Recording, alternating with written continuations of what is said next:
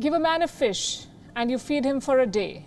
Teach a man to fish and you feed him for a lifetime. This proverb sums up the difference between China and India, between how they approach the world and how they offer assistance. In fact, in the case of China, they give you a fish and then capture you in a net of loans. We've told this story many times of how China promises development and delivers debt. Tonight, we want to tell you another story, one that is seldom told.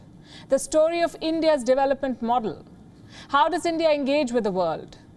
Did you know that India is steering 500 development projects around the world? Why do you never hear of a debt trap? Well, this is a question we asked ourselves. So we did some research, crunched some data for you, and tonight on Gravitas, we have a very interesting story. For context, look at China's numbers. More than $1.5 trillion in loans to more than 150 countries, plus outstanding claims that exceed more than 5% of the global GDP. This is, in a nutshell, is China's debt trap. China is the world's largest creditor, an international loan shark, if you will. It swallows sovereign assets if you don't pay it back. China's Belt and Loan Initiative has become a symbol of modern-day colonialism. China has turned Pakistan into a colony with the China-Pakistan Economic Corridor, or CPEC. It has forced Sri Lanka to hand over the Hambantota port because Colombo could not pay back Beijing. What about India? What is India's global growth model?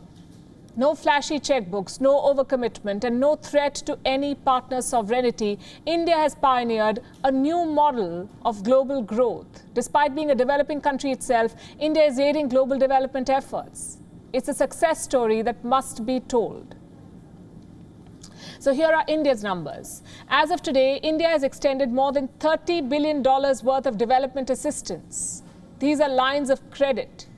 This money has gone to as many as 64 countries. That's more than 30% of the countries on this planet. 64 countries. And this is translating into real impact on the ground. So far, more than 300 projects have been completed in partner countries using the lines of credit from India. As we speak, more than 240 projects are being implemented. Where is all this money going? It is being spent in critical infrastructure sectors like transport, roads and ports, power generation and distribution, agriculture, manufacturing, healthcare, education, basically real development initiatives. And this is being done with a special focus on the neighborhood. Out of $30 billion, around $16 billion have gone to Asian countries, with a bulk of it to India's immediate neighborhood. Countries like Bangladesh, Bhutan, Nepal, Sri Lanka, Myanmar. This is where Indian money is driving as many as 98 projects. 44 of them have already been completed. Despite concerns about growing Chinese influence and pressure on partner countries, India has managed to complete key projects. Sample this. India is funding more than 400 projects in Afghanistan alone. They are spread out across all 34 provinces of the country.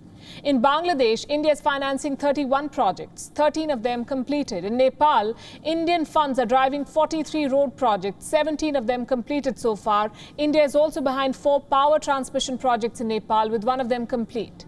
In Sri Lanka, 19 projects have been financed, 11 of them completed. Separate rail, road and port projects are also in the pipeline. In Myanmar, India has completed 3 out of 4 projects. Separately, India has completed 2 out of 3 railway projects, 1 road project, 3 power transmission projects and 2 telecom projects. So put everything together, and India is the driving force behind more than 500 projects across the world. Have you ever heard any concerns of a debt trap? You haven't, because there aren't any. And that's the difference between India's development efforts and China's. India's assistance, you see, is transparent. It is guided by needs of its partners, not by the urge to dump excess funds and resources on them. Perhaps the best example of this comes from Africa. From 2002 to 2021, India has extended $11 billion in assistance to Africa. This has gone in a variety of forms, like lines of credit for development projects, grants, scholarships to African students. The construction of the Parliament building in Gambia, the Kosti Power Project in the Sudan that provides a third of the country's power. The Nyabarongo Power Project in Rwanda, it meets 1/4 of Rwanda's power needs. India set up the first cement plant of Djibouti. And in Tanzania, India is behind a water treatment plant that provides clean drinking water to more than 2 million people in and around Dar es Salaam. What is common in all of these initiatives? They bring real change without burdening the host country with debt and without triggering unrest in the region. India's support poses no threat to their sovereignty. Some of the least developed countries in the world are benefiting from Indian assistance. And the pandemic has only boosted India's credentials as a reliable partner. More than 100 countries are recipients of medicines, medical supplies and vaccines from India. All of this sets India apart from China. India's assistance is not part of some giant geopolitical scheme of ambitions of hegemony. It promotes development. It strengthens allies by making them self-sufficient, instead of weakening them with unrealistic borrowing terms. WION is now available in your country. Download the app now and get all the news on the move.